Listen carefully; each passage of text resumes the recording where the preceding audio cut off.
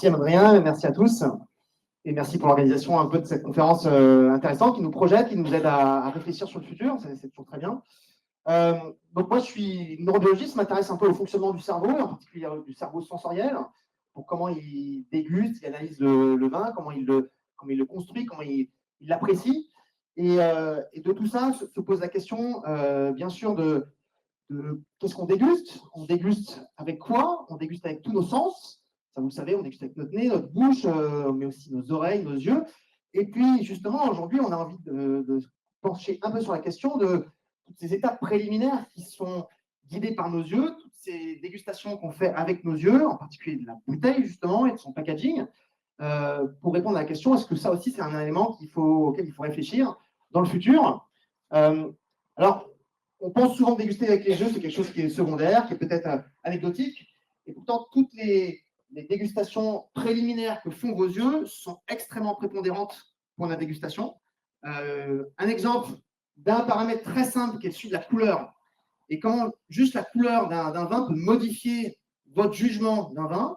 C'est une expérience qui a été faite dans les années 2000 dans le laboratoire de feu Denis Bourdieu, grand œnologue bordelais, qui avait à cette époque un étudiant qui s'appelle Frédéric Brochet, qui fait une expérience très simple. Il donne à déguster à des jeunes étudiants en œnologie qui ont préétabli tous ensemble de manière collective des cartes de dégustation pour les vins blancs avec 30 descripteurs de vin blanc, 30 descripteurs de vin rouge. Donc, ils se sont tous mis d'accord sur comment on décrit un vin blanc, comment on décrit un vin rouge. Et puis, semaine suivante, on vous présente un vin blanc à l'aveugle, on vous demande de le décrire. Les jeunes œnologues font leur travail, ils décrivent ce vin, on va chercher des arômes de pommes, de poires, de miel, de fleurs blanches, que sais-je encore, de fruits blancs. Et puis, on goûte un deuxième vin, c'est un vin rouge. Et là, sur ce vin rouge, on est tenté de trouver quelques arômes qui sont plutôt de la fraise, peut-être de la framboise, un peu de groseille. Donc, de coup, c'est le même vin qui a été juste coloré en rouge, et juste la coloration en rouge a complètement perturbé le choix des descripteurs fait par ces futurs œnologues qui trouvent dans ce vin d'un coup des éléments plus de l'ordre de la groseille et de la framboise, là où avant, on a quelque chose qui était plutôt de la pomme, de la poire, de l'abricot. Alors, ça nous paraît vertigineux comme erreur, et pourtant, si vous le faites chez vous, si vous avez l'occasion de le faire, c'est quelque chose qui marche malheureusement à tous les coups, dans le sens où juste le fait de colorer avec un peu de colorant inodore, incolore, là on a juste un petit anthocyanes, ça change la manière dont on apprécie l'objet. Pourquoi on en arrive à une telle discordance entre l'aromatique et la couleur? Comment notre cerveau finalement fait plus confiance à ses yeux qu'à son nez? Il y a une raison simple à ça, c'est que dans notre cerveau, il y a une hiérarchie des sens, et en particulier, dans notre espèce qui est l'espèce humaine, on privilégie en particulier beaucoup nos yeux et nos oreilles pour interagir avec le monde extérieur. C'est le sens primordial qu'on a développé, surdéveloppé. Et dans cette hiérarchie, du coup, s'il y a des informations qui sont en discordance, la vue et l'odorat par exemple, la vue et le goût, on va privilégier tout ce qui est visuel. J'en veux pour preuve, regardez ce qui se passe ici, on prend des personnes qu'on met dans un scanner, dans un IRM fonctionnel pour voir l'activité du cerveau. Et on fait ça à peu près, il y a eu 10 000 personnes qui ont été scannées dans cet exercice-là. On fait une grosse synthèse. En rouge sont représentées les zones qui sont activées face à une information visuelle, une image, ou bien juste par une information olfactive ou gustative. Votre cerveau, votre cortex, ici, qui recouvre l'ensemble de votre cerveau, qui s'est beaucoup développé, 15% de votre cerveau, votre cortex, est activé par une image, quand seulement 1% va être activé par une odeur. Ça, c'est juste pour vous montrer que dans notre espèce, la vision prime en priorité sur beaucoup des autres sens et qu'on va préférer juger un élément à partir de sa couleur, de son image, de sa forme, même si c'est en opposition avec ce que j'ai comme odeur ou comme saveur. Et ça, c'est vrai en particulier pour les jeunes dégustateurs. Donc ça, c'est premier important. Dans notre espèce, on utilise beaucoup nos yeux. Là, je ne vous apprends rien. Mais dans un processus de dégustation, il y a justement, on crée un dispositif qui prédispose notre cerveau à aller dans ce sens-là. C'est très souvent en dégustation. On va commencer par déguster avec les yeux d'abord, avant de déguster avec le nez et la bouche. C'est ce qui s'est passé avec nos jeunes dégustateurs avant. Ils ont admiré la couleur avant de mettre ça en bouche. Et en fait, quand la vue précède le goût, qu'est-ce qui se passe? Le cerveau, il a une première information qui arrive, qui va être amplifiée très fort dans le cerveau, et du coup, qui va être surreprésenté dans le cerveau, et qui va amener le cerveau à faire quelque chose qu'il sait très bien faire, c'est tous des schémas de prédiction, de réveiller des attentes, de réveiller des anticipations, voire d'être attentif de manière sélective sur les paramètres qui sont guidés par les yeux. Dit autrement, nos jeunes dégustateurs tout à l'heure avec la couleur rouge, ils se sont dit c'est rouge, Donc, c'est un vin rouge. Donc, ça ne sert à rien que je commande ce vin avec ma carte de dégustateur de vin blanc. Hop, je la mets sous le tapis et je prends mon autre carte. Qu'est-ce qui nous empêche de décrire un vin blanc avec des descripteurs de vin rouge? Rien. Mais ça nous semble un peu incohérent. Alors, pourtant, moi, j'ai un contre-exemple parfait qui se trouve justement en Champagne. C'est quand on va déguster un vin blanc qui est fait de pinot noir, par exemple, un blanc de noir, par exemple, on va chercher, on peut trouver des arômes de fruits rouges, justement. Mais on sent que la couleur nous empêche un peu de le faire. Et vice-versa, sur un vin rouge, on trouve parfois un peu incohérent de dire que ce vin rouge a des arômes d'orange, d'ananas ou de pomme, par exemple. Mais qu'est-ce qui nous empêche de faire ça? C'est juste qu'on a l'impression, justement, que ce n'est pas cohérent avec une information qui est très importante pour nous, qui est la vie. Donc voilà, le cerveau, il aime bien essayer de prédire à partir d'une information. Si en plus l'information est la première qu'on met et qu'elle est tellement prégnante pour notre cerveau, eh bien, on va la prendre en premier. Donc vous comprenez bien ici toute l'importance de tous ces éléments préliminaires qu'il y a sur le packaging, qu'il y a sur la bouteille, qu'il y a sur l'étiquette, en termes aussi de commentaires, de prix, tout ça, ça participe beaucoup à déjà rentrer dans ce que va goûter la personne. Donc, il ne faut pas négliger ces paramètres-là. Et une des raisons derrière ça, c'est le niveau d'appréciation que je vais avoir. Comment je vais anticiper le plaisir que je vais avoir. On se dit que le plaisir d'un vin, je vais l'avoir uniquement en particulier quand je déguste le vin. Mais tous ces éléments préliminaires dont je parle, cette notion de packaging, elle participe aussi à la notion de plaisir. Comment ça se passe en fait dans notre cerveau? Il faut se plonger un peu dans une zone du cerveau qui justement libère une hormone dont vous connaissez qui s'appelle la dopamine. La dopamine, vous l'avez certainement entendu, on parle de l'hormone du plaisir. Vous allez voir que c'est un peu plus compliqué que ça. Effectivement, si je regarde dans le cerveau ici de cette zone-là qui libère cette dopamine dans le cerveau, et que je mesure ici l'activité de libération de dopamine, dès que je vais prendre par exemple un flux de champagne, hop, je vais avoir un petit pic de dopamine qui arrive parce que le liquide que je prends est plaisant et agréable.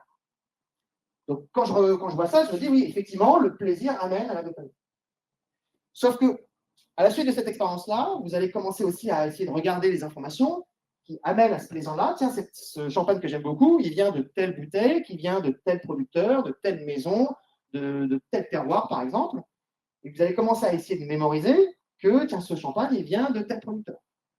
Et en fait, ça se voit dans le cerveau. Au fur et à mesure que vous allez commencer à intérioriser ce paramètre de la bouteille, du terroir, du nom, de la notoriété associé à ce plaisir-là, plus vous renouvelez cette expérience-là, plus petit à petit, votre cerveau va commencer à libérer la dopamine quand vous buvez du champagne, mais aussi dans les événements préliminaires, il prépare ces dégustations qui sont associées au plaisir futur.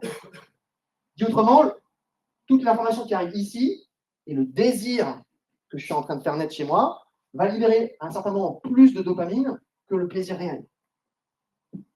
Dit autrement, finalement, la dopamine, ce n'est pas l'hormone du plaisir, c'est l'hormone du désir. C'est l'hormone du plaisir que je projette dans le futur. L'effort que je vais faire pour atteindre ce plaisir-là, il est encodé ici. Vous voyez comment le cerveau, finalement, transforme le présent dans le futur. Ici, on met du plaisir dans le futur qui va arriver plus tard. Et donc, derrière ça se cache finalement tout ce qui nous motive, tout ce qui nous participe à notre apprentissage. Là, j'ai associé que ce délicieux champagne, il est associé à cette bouteille de telle marque, de telle notoriété, de tel vigneron. Et puis parfois, il y a des cas de figure un peu douloureux où, ah tiens, je retrouve ma bouteille préférée, hop, j'anticipe un plaisir à venir qui va être super, et puis le moment où je goûte, paf, il y a un problème. La bouteille est bouchonnée, il n'y a pas assez de bulles, il arrive un accident. Et là, si la réalité ne correspond pas à mon attente, qu'est-ce qui se passe? Baisse de dopamine. Et ça, c'est un signal très fort que le cerveau va retenir en disant, oh là là, il y a un truc qui ne va pas, cette mémoire que j'ai associée de cet événement-là, qui prédit le plaisir ici, il faut que je le mette à jour. Et du coup, cette bouteille-là, je ne vais plus la prendre, je ne vais plus la racheter parce qu'elle n'est pas fiable. Elle m'a trompé. Trompé une fois, c'est trompé toute la vie, non, je ne peux pas la reprendre, celle-là. Et donc, ce message-là s'intègre aussi et met à jour votre mémoire. Donc, dopamine, ce n'est pas seulement du plaisir, c'est cette notion de désir, cette notion de motivation. Tiens, j'ai ça, donc je vais aller jusqu'au bout pour la trouver. Et cette notion d'apprentissage. Je vais apprendre par le plaisir que ça égale ça. Et ça nous amène vraiment à comprendre que finalement, toute l'importance qu'il y a à mettre dans cette bouteille-là, dans ce packaging, un message qui va être celui finalement qu'on va le plus retenir. Le plaisir final, il était là au début, mais au final, on va commencer petit à petit à chercher les informations qui prédisent le plaisir. Donc, Ça, c'est tout un travail qui a mis plus de 20 ans à être découvert. Il y avait un prix Nobel qui a été donné et récompensé pour cette personne qui a découvert ça. Et dans notre cas particulier, mais revenons dans un contexte plus particulier du monde du vin, il y a plein d'indicateurs du plaisir et de la qualité qui peuvent arriver dans nos yeux, qui peuvent influencer notre dégustation. J'en prends un qui est assez intéressant, c'est le prix. Voilà une dégustation à l'aveugle, un petit peu comme celle qu'on a fait avec nos œnologues, sauf que là, les personnes goûtent une série de vins à l'aveugle. On leur demande de juger à la fois l'intensité aromatique, sensorielle et leur niveau d'appréciation de bouteilles dont on connaît seulement qu'une information, c'est le prix de la bouteille. Vous avez une bouteille, vous avez un prix, on vous demande votre niveau d'appréciation. Dans cette dégustation, il y a un petit piège. On fait goûter plusieurs fois la même bouteille, indiquée à des prix différents. Et on demande aux personnes combien ils sont prêts à adorer cette bouteille-là. Là, cette bouteille à 5 $, donc ça s'est fait en Californie. Bon, pas très bon. La même bouteille un peu plus tard, bouteille à 45 $, voilà, elle est vachement mieux. Elle est clairement meilleure. On fait l'expérience une deuxième fois avec une autre bouteille, 10 $, hop, moyen, 90 $, ouais, exceptionnel. L'attente qu'on met à partir du prix se rejaillit dans le niveau d'appréciation que j'ai eu, indépendamment de l'appréciation sensorielle. C'est terrible, ça. Alors, quand j'ai montré ça la première fois à nos amis sommeliers, ils m'ont confié quelque chose, ils m'ont dit, Gabriel, on connaît bien cet effet-là, parce que nous, sur une carte des vins, il y a un vin qui ne se vend pas, qu'est-ce qu'on fait? On vend plus cher. Et ça marche. Parce que finalement, en vendant plus cher, je mets ici une indication de qualité qui fait que les personnes vont trouver ce produit plus désirable. Parce que je me base là-dessus. Donc, vous voyez un petit peu aussi comment toutes les indications de qualité vont amorcer mon choix, ils vont déjà me projeter dans le plaisir que je vais avoir. Donc, toutes ces signatures de qualité auxquelles vous êtes certainement tous attentifs, que ce soit la forme de la bouteille, l'étiquetage, tous ces petits éléments qui participent à amorcer une signature de qualité. Je pense au bouchon, par exemple, aussi. Voilà. Vendre du champagne en capsule en métallique ou en bouchon, c'est pas la même chose parce que le bouchon est aussi, par exemple, une signature de qualité sur laquelle on ne peut pas négliger. Et donc, tout ça, ça vous montre une chose, c'est vrai, il ne faut pas négliger avec ça. Alors, c'était juste pour remettre une pièce dans la machine d'un débat qui est peut-être finalement clos, mais quand on prend une bouteille, là, c'est pas une bouteille de champagne, c'est qu'on a pris des bouteilles plus standards, et beaucoup de choses que je vais vous montrer sont malheureusement pas sur les bouteilles de champagne. Quand on prend une bouteille et qu'on regarde où est-ce que les personnes regardent avec leurs yeux, on fait un système d'eye tracking, on prend des bouteilles, on demande à plein de consommateurs de regarder cette bouteille-là, et on suit où vont leurs yeux. Où est-ce que vont leurs yeux? Ils vont regarder les épaules, et ici, le sommet de la bouteille, la tête. Là où on met une coiffe. Donc, garder la coiffe, à mon avis, c'est une bonne idée, parce que typiquement, ici, c'est vraiment le premier endroit où on va garder une image qui va potentiellement être un élément de qualité. Bon, je crois que le débat est terminé là-dessus, donc je ne vais pas remettre une pièce dans l'histoire. Mais gardez ça en tête, voilà, c'est là qu'on regarde, c'est ici. Que sur la bouteille soit horizontale, verticale, ce que vous voulez, c'est un endroit où on cherche de l'information. Alors, on cherche de l'information. Est-ce que le poids de la bouteille est un indicateur d'information sur la qualité? C'est une question qu'on s'est tous posée. Et il y a déjà eu des petites questions, justement, des vérifications qui ont été proposées ici de différentes manières. Est-ce que le poids de la bouteille est un indicateur de qualité? Alors, on peut se poser la question de différentes manières. Les chercheurs se l'ont posé il y a à peu près une quinzaine d'années. Première manière de se poser la question, c'est je vais dans un rayon de supermarché, je prends plein de bouteilles, je les vide toutes, je les bois, faites ce que vous voulez, et je mesure le poids des bouteilles et je compare avec le niveau de prix. Et donc ça, c'est un petit graphique qu'on peut faire. Ici, c'est dans un supermarché britannique. Je regarde le poids des bouteilles en fonction du prix et j'ai cette courbe qui apparaît. Plus une bouteille est lourde, on voit une relation, une corrélation entre les bouteilles qui sont plus lourdes sont potentiellement légèrement plus chères. Et ce que cette étude font et d'autres études montrent, c'est que finalement, le poids de la bouteille est assez corrélé au prix. Ce n'est pas très fort comme corrélation, vous voyez qu'il y a beaucoup de bruit. Pour un même prix, il y a des bouteilles qui vont quasiment du 5 au double. Mais en tout cas, pour le consommateur, quand on pose la question au consommateur, le poids de la bouteille est un indicateur de la qualité et une prédiction du prix du vin. Dit autrement, la personne moyenne pense que plus une bouteille est lourde, plus elle va le protéger un liquide qui est précieux, et donc plus on va avoir un vin de qualité à l'intérieur. Et curieusement, cette relation un peu stupide, mais qui vaut ce qu'elle vaut, elle est beaucoup plus faible, cette relation, quand on augmente le niveau d'expertise. Plus je suis un bon dégustateur expérimenté, moins cette corrélation est efficace. Donc, c'est plutôt, encore une fois, sur la jeune génération, sur les jeunes dégustateurs, sur des dégustateurs plus naïfs, qu'on voit que ces paramètres extrinsèques, simples, du poids de la bouteille, vont être déterminants pour indiquer une image de qualité. Alors, il y a d'autres chercheurs qui ont cherché à comprendre un peu comment ça marche, et en particulier, on voit, et là je sors du monde du vin, on va faire ici des études d'analyse sensorielle avec d'autres objets. On prend une tasse, on prend une assiette, on prend des couverts, on prend des contenants différents, des verres différents, et on montre que quand on déguste dans un contenant plus lourd, on a l'impression que le liquide qui est porté par ce contenant est plus dense, plus concentré, plus intense, et que le prix de ce liquide est potentiellement plus haut. Les gens sont prêts à payer plus cher pour le même vin qui est servi dans un verre plus lourd parce qu'ils ont l'impression qu'il est de meilleure qualité. Et ça, c'est une observation qui a été faite et renouvelée plusieurs fois avec différents objets. Vous pouvez faire l'expérience à la maison avec différents contenants. Ils font un panel assez nombreux quand même pour faire l'exercice. Statistiquement, ça sort. Mais on voit des choses qui sont assez importantes. Le poids de l'objet, pensez au poids de votre verre, le poids de votre fourchette, pensez ça au restaurant, et le poids d'une assiette, d'un bol, participe à l'intensité du goût. Et ça vient d'où? Ça vient de quelque chose qui est bien connu en psychologie, c'est cette illusion du poids-densité. C'est-à-dire que les propriétés sensorielles du contenant se transfèrent de manière inconsciente au contenu qui est à l'intérieur. On a l'impression que parce que le contenant est lourd, ce qui est à l'intérieur est plus lourd. Alors, vous buvez vos bouteilles de parfum? Mais je suis d'accord avec vous. Voilà. Elles sont très très lourdes. Et on se dit que c'est pour protéger un agent de qualité. Mais c'est un très bon exemple. Alors, du coup, voilà, on a cette idée que plus c'est lourd, plus c'est indicatif de qualité. Et en même temps, et ça a été mentionné plusieurs fois, il y a un changement de paradigme un petit peu avec les nouvelles modalités de consommation. Je prends deux exemples. La SAQ au Canada, vous connaissez, a fixé des règles. Maintenant, toutes les bouteilles de vin effervescent, muselé compris, qui rentrent, il ne faut pas qu'elles dépassent ce poids-là. Si elles dépassent ce poids-là, vide, mais muselé compris, on commence à payer des taxes. Et puis la taxe Trump, c'est la taxe SAQ, c'est une taxe qu'on va payer supplémentaire sur chaque gramme supplémentaire qu'il y aura.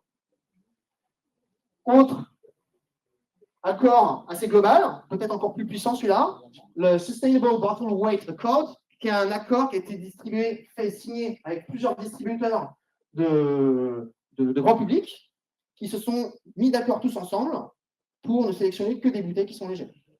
Et je vous invite à aller regarder un peu dans ce dossier-là.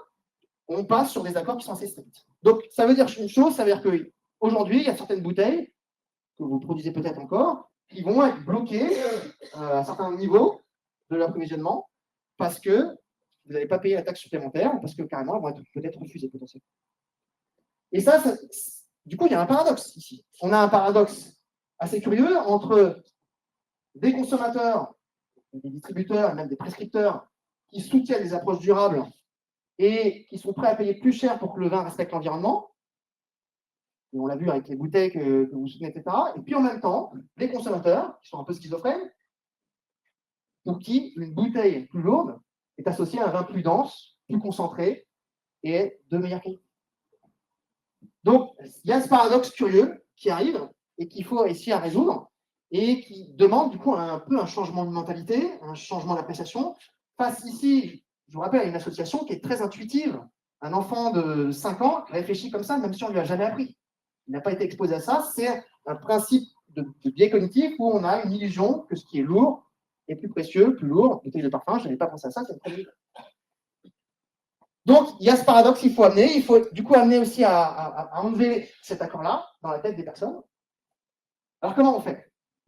Et c'est là qu'on rentre dans la discussion. Moi, je suis venu ici pour discuter avec vous, pour proposer des idées.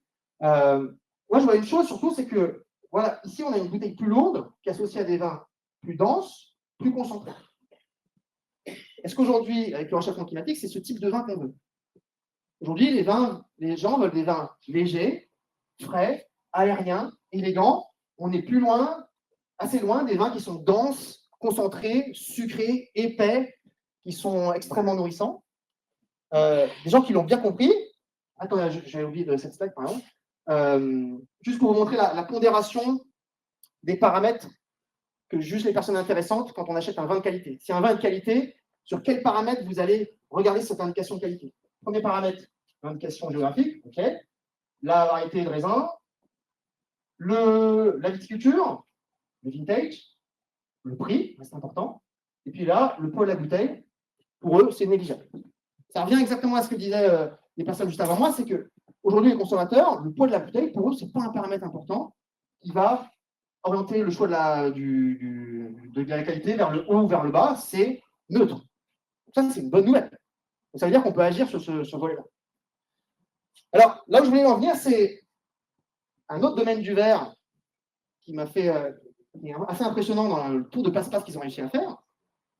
C'est que les vendeurs de verre, de contenants, ils réussissent aujourd'hui à vendre des verres beaucoup plus légers, beaucoup plus fins, avec moins de matière, mais ils les vendent plus cher. Parce que c'est en prétextant que grâce à ces verres, vous aurez des vins qui sont peut-être plus fins, plus élégants. Et ça, c'est très successful parce que c'est en phase complètement avec le style de vin qu'on veut. Ces vins denses et concentrés, c'est plus ce qu'on cherche. En tout cas, c'est plus ce que le consommateur cherche globalement. Donc, je me dis qu'il y a vraiment une porte à aller vers des bouteilles plus allégées qui vont dans l'ouverture qui a aussi été créée ici, qui est que, en fait, dans les études que je vous montre ici, on n'a pas posé la bonne question aux personnes. Un verre plus lourd, qu'est-ce que ça symbolise pour toi? Un vin plus dense, plus léger, plus concentré. Et du coup, si tu veux un vin frais, léger et élégant, quelle est la bouteille qui symboliserait pour toi ce message-là? Et encore se pose la question de fait, finalement, où se trouve la qualité? Et aujourd'hui, la choix de qualité et de préférence, elle change aussi.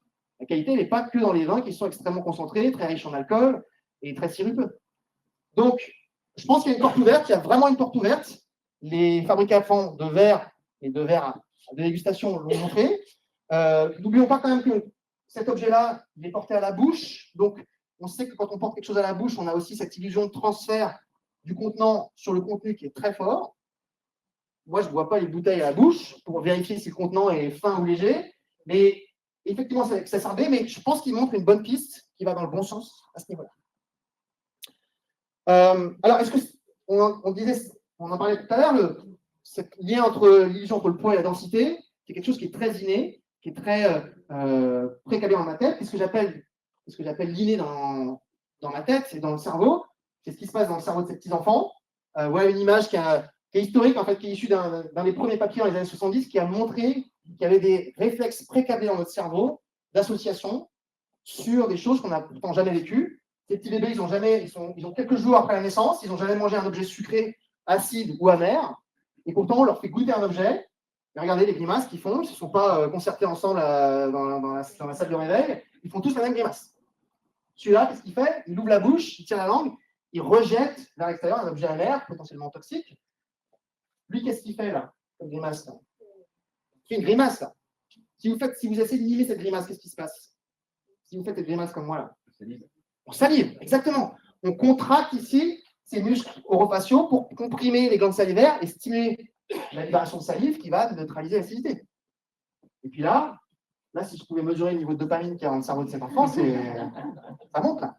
Ah, ça monte carrément, j'en veux encore. Elle est bonne ta compote, elle est bonne, je sais pas. Donc, ça c'est de l'inné. Ça c'est de l'inné, et c'est ce message inné, il peut se maintenir dans le temps. Il peut goûter un objet sucré, j'espère que vous allez sourire. Il peut aussi s'effacer doucement par l'expérience. Au début, on n'aime pas l'amertume, et au fur et à mesure de notre apprentissage, de notre expérience de vie, de dégustateur, on découvre que l'amertume, ce n'est pas dangereux, que ça peut être intéressant, que ça rafraîchit la bouche, ça peut apporter des persistances intéressantes, ça peut équilibrer certaines autres saveurs. Bref, on commence à apprécier l'amertume, on efface un petit peu ce petit bébé, et on le reconstruit avec un autre programme qui est celui de l'expérience. Mais reste que ça existe toujours dans notre tête un petit peu. Et pourquoi je vous parle de ça? Parce que je voulais jouer un dernier petit jeu avec vous sur justement des principes d'inné et comment utiliser les principes de codage inné qu'on a dans notre tête aussi dans la communication de mon emballage.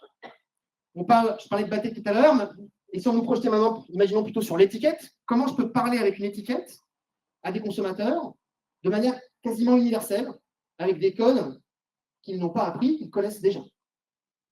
Et cette question, c'est des questions qui se sont posées des anthropologues, des linguistes depuis très longtemps. Est-ce qu'il y a des formes qui ont des correspondances avec des saveurs, avec des goûts, de manière innée et universelle? Alors, pour faire l'expérience ensemble, j'ai pris ici deux petites formes qui sont très minimalistes. Vous avez vu, je n'ai pas fait beaucoup d'efforts de dessin. Il y a une forme à gauche, une forme à droite. Je vais vous proposer des petits descripteurs. On va essayer de les associer à chacun de ces deux formes. Alors, premier descripteur auquel je pense, imaginons qu'il y a ici une forme qu'on pourrait qualifier de minérale et il y a une forme qu'on pourrait qualifier plutôt d'organique, de biologique. Pour vous, quelle est la forme la plus minérale? Quelle est la forme qui est la plus organique? Spontanément, comme ça. Vous répondez le plus vite possible, sans réfléchir. Minéral à gauche, organique à droite. Là, 95% des gens répondent ça. Pas besoin de se poser la question. Alors, question plus dure. C'est une question qui a été posée à des gens en Europe, mais aussi en Asie, en Namibie, en Australie, dans plein de cultures, au Japon. La question est la suivante. Imaginez que ces deux petites formes, ces deux petits personnages, il y en a un qui s'appelle Kiki, il y en a un qui s'appelle Booba. Où est Booba et où est Kiki? Booba à droite, Kiki à gauche. Qui vote pour Kiki à gauche là? Qui vote pour Kiki à droite? Personne. Bon, vous ne les connaissez pas ces personnages.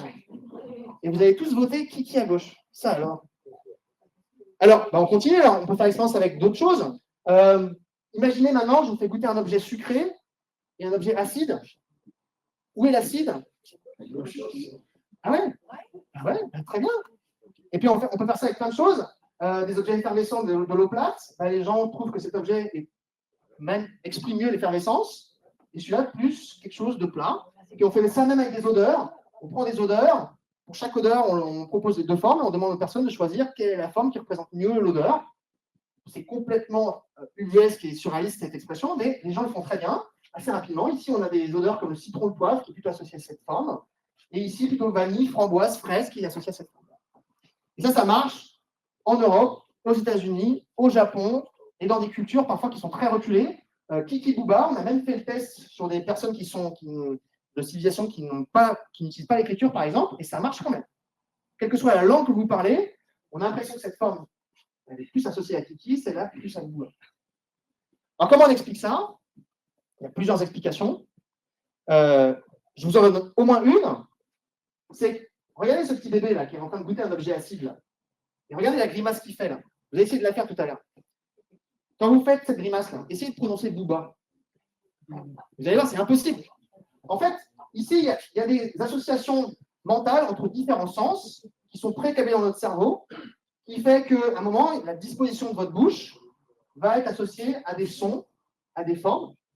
Et ça, c'est complètement universel. Alors, je vous montre ça parce que, en fait, une fois qu'on a compris qu'il y a des correspondances entre des sons, des formes, des saveurs et des odeurs, on peut utiliser ce code-là pour informer les personnes de manière très universelle, presque sans des mots. Et il y a des entreprises qui ont déjà compris ça. On va essayer de deviner ensemble une marque de soda très connue. Je suis une marque de soda qui utilise plutôt des codes autour du rouge, qui utilise des sons autour du OU et du A, et qui a des caractères de police de caractères qui sont plutôt arrondis. Qui suis-je? Eh ouais. Et je peux faire la même chose de l'autre côté, avec une boisson qui est de la même marque. Donc Coca-Cola, il coche toutes les bonnes cases en fait. Il a tout compris. Ce packaging qui est ancien, en fait, rassemble ici, unifie tous les codes cohérents avec l'idée de sucre et amène votre cerveau presque à penser ça.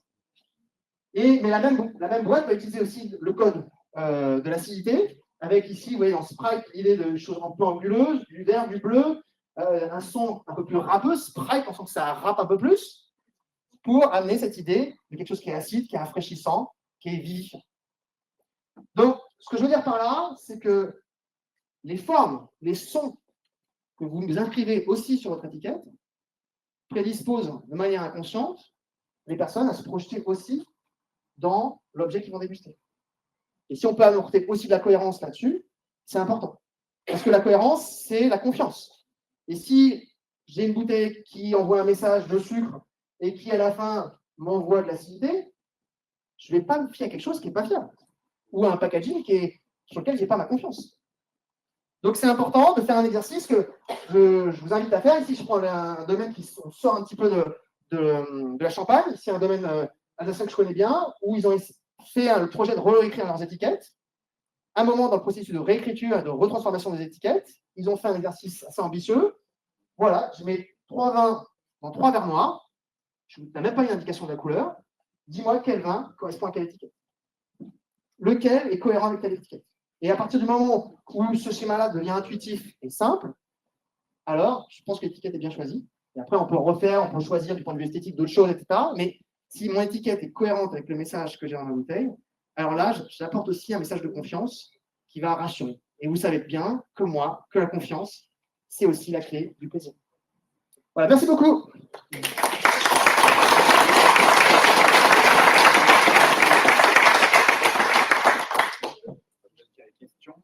Peut-être par exemple, comment est-ce qu'on peut adapter ça aussi sur la salle de dégustation peut-être? Est-ce qu'on peut imaginer que par rapport à ces études, au-delà de la bouteille, il y a aussi peut-être des choses qu'on peut faire pour améliorer l'espace de dégustation Ouais, je répète ta question. Est-ce qu'on peut utiliser certains de ces principes pour optimiser, améliorer une salle de dégustation? Effectivement, la salle de dégustation, c'est important de prendre en considération que tout ce qu'il y a autour de la salle peut influencer votre dégustation. Que ce soit les couleurs, la forme, les gens qui sont représentés ici, on veut quelque chose de neutre, mais on peut aussi s'amuser, c'est aussi le propre d'une salle de dégustation, à être capable de modifier par exemple juste la luminosité d'une pièce. Ici, aujourd'hui, on a des petites LED faciles à utiliser où on peut changer la couleur. Amusez-vous dans votre salle de dégustation préférée à voir comment le même vin change un petit peu de goût quand on goûte dans un univers tout rouge, dans un univers tout vert, dans un univers tout sombre ou très lumineux. Vous allez voir qu'on ne goûte pas de la même manière.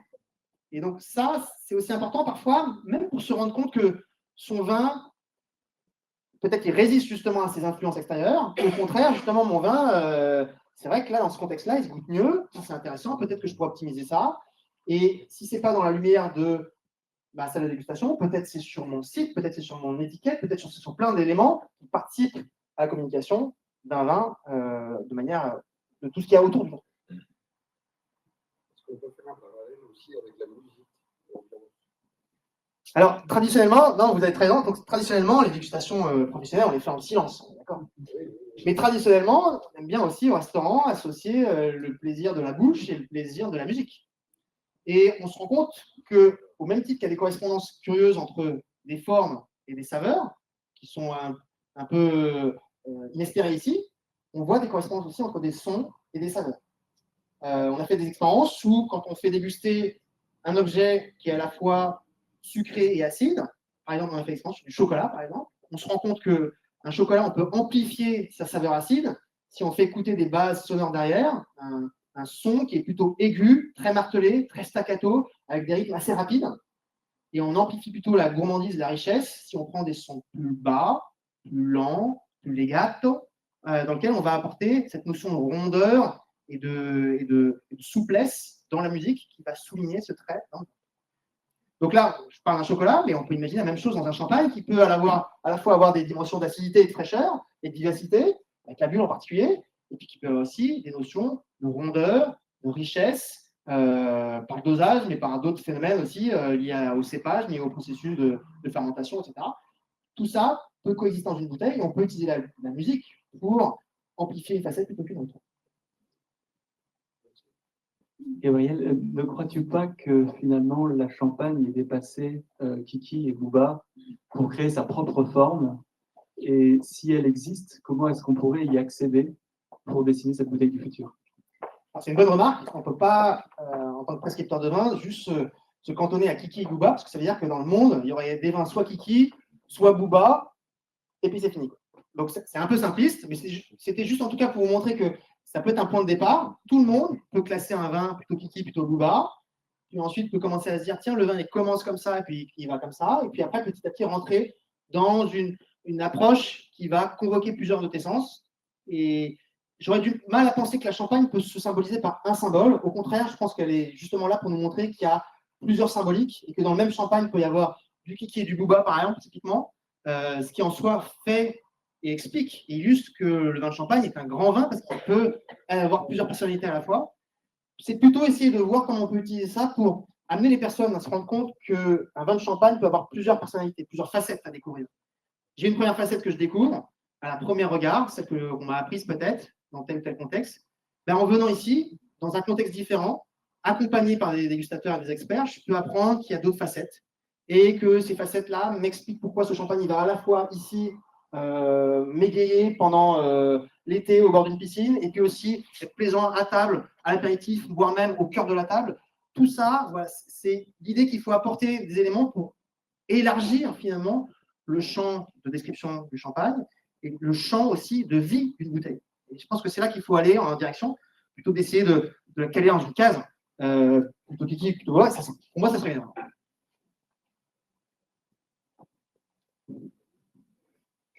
Est-ce que les études sur le poids ne vont pas devenir obsolètes avec le fait qu'aujourd'hui on éduque un petit peu plus les gens justement au développement durable et vont pas être plus les jeunes générations, comme vous dites, ne seront pas plus sensibles justement au fait que les bouteilles soient plus légères et donc les études qui sont un petit peu anciennes ne seraient plus présentes. Tout à fait. Et pour s'en rendre compte, il faut juste du coup poser les bonnes questions à ces consommateurs et pas les remettre dans un prisme de questions qui est celui d'il y a 15 ans. C'est pas très loin finalement, mais en 15 ans, les choses vont très très vite. Et donc peut-être que c'est ça qu'il faudrait commencer à faire. On n'a pas posé les bonnes questions aux bonnes personnes. Et dans le développement de plein de boissons alternatives au vin, que sont les boissons sans alcool, etc., peut-être aussi qu'il faut commencer à s'interroger là-dessus. En fait. Qu'est-ce que la personne cherche?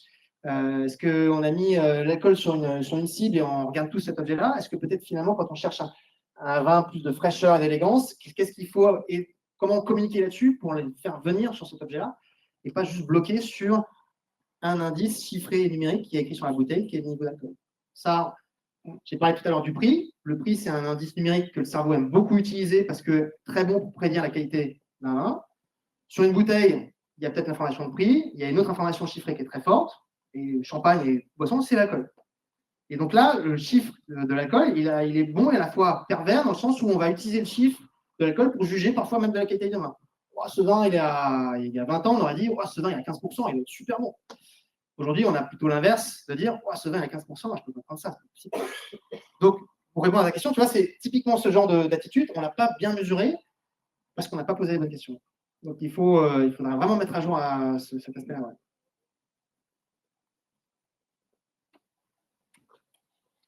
Une question.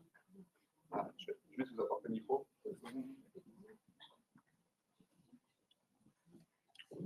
Déjà, je crois que la taxe SAQ sur le poids des bouteilles n'est pas valable pour les bouteilles à plus de $200.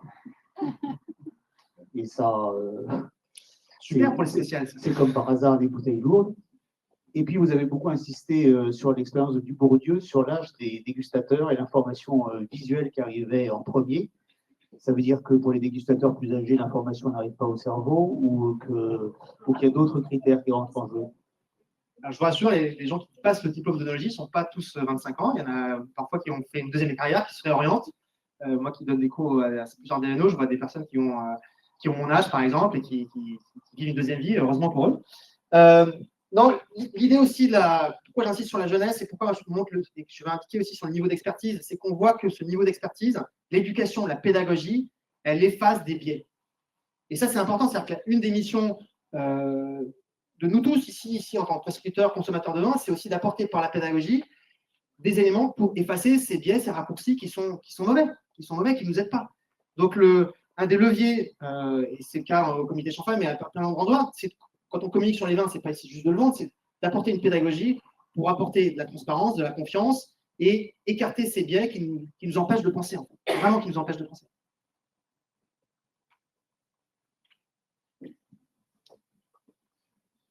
Est-ce que vous pouvez estimer l'impact d'une éventuelle interdiction de la bouteille blanche sur le marché du rosé? Aucune idée, mais l'expérience, ce serait tentant de le faire parce que qui a misé beaucoup sur la couleur ces 15 dernières années? Bien sûr, c'est le rosé. Alors, en plus, ça évolue avec le temps. Non, c'est une très bonne idée. Il faudrait poser la question au comité rosé de Provence qui regarde jalousement cette couleur comme étant vraiment un indice de qualité et pour savoir si à un moment ce paramètre-là est important ou pas. Pour eux, ils ont déjà fait la croix sur pas mal de choses. C'est qu'une bouteille transparente, on sait aujourd'hui qu'une bouteille transparente dans un étalage de supermarché, pendant plusieurs semaines, voire plusieurs mois, c'est une garantie d'avoir des déviances aromatiques très fortes, avec des pertes d'arômes, de bêta-d'éthanol, d'éthanol, et des terpènes qui se cassent la figure très rapidement, en quelques semaines. Mais ils s'en fichent. Pour eux, ce qui est plus important, c'est qu'on voit la couleur. C'est pas grave si le vin se dégrade un petit peu en supermarché sous la grosse lumière, c'est pas grave. Mais sur des vins de qualité, la bouteille opaque est clairement un élément qui va protéger le vin blanc. En tout cas. Je crois que votre train va bientôt partir. Merci à tous et merci beaucoup, Aurélien.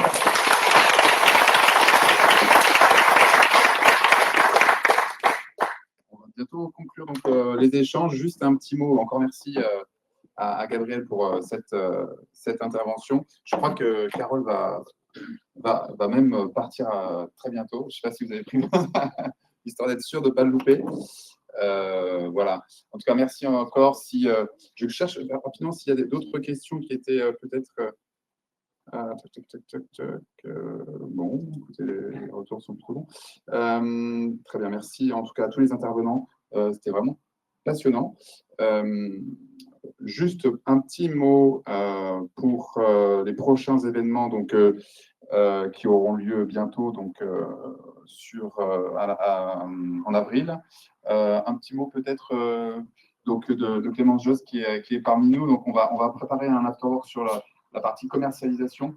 Et donc, je vais passer la parole à Clémence, puisque l'idée, c'était de poser la question sur la dégustation. Comment est-ce que vous utilisez la dégustation dans votre expérience avec vos clients donc, Clémence, qui est formatrice et qui travaille justement avec le comité Champagne. Donc, on aura certainement le comité Champagne également présent. Enfin, voilà, je laisse la parole pour parler un petit peu de cet afterwork et en quelques mots. Merci. Bonjour à tous, donc, je me présente, je suis Clémence Josse, donc ancienne commerciale export pour des vignerons. Alors c'est très intéressant puisque l'intervention de Gabriel Lépousé a un peu fait écho au travail qu'on a fait ces dernières années. Donc moi je suis formatrice en technique de dégustation à la Villa Bissinger, j'anime aussi la formation du comité Champagne. Donc, je pense que quelqu'un du comité en fait viendra également échanger autour de cette formation. Et donc plus récemment, moi j'ai travaillé sur le livre que peut-être vous avez vu passer dans les journaux, donc Le langage des champagnes et la dégustation grapho-temporelle, donc un livre de Franck Wolfer, et moi j'ai travaillé sur toute la partie visuelle, donc vraiment écho au niveau de la dégustation dans le temps, donc attaque, développement final, avec une codification que je me suis cassé la tête à trouver pour représenter le caractère tactile du vin tout au long, également les symboles de l'acidité, les amers, etc., la minéralité. Donc, ce sera en fait l'occasion pour nous d'échanger sur la dégustation, à quel point elle est importante dans la stratégie de commercialisation aujourd'hui, notamment sur le vin de Champagne, qui est donc un des vins, si ce n'est le plus difficile à déguster de par son aspect tactile et de par, en fait, effectivement, comme disait Gabriel, la multiplicité des occasions de dégustation. Et en fait, de par son assemblage, la construction de l'assemblage, le champagne évolue au fil de la dégustation. Et nous, donc, dans les formations de la Villa Bissinger et du comité Champagne, nous parlons justement de la mise en scène du cuvée de champagne. Donc, voilà, est-ce que j'ai bien résumé ? Parfait, très bien. Donc rendez-vous prochainement. Donc, vous allez recevoir bientôt les invitations. Merci à tous. Et on passe au cocktail si vous voulez bien. À bientôt.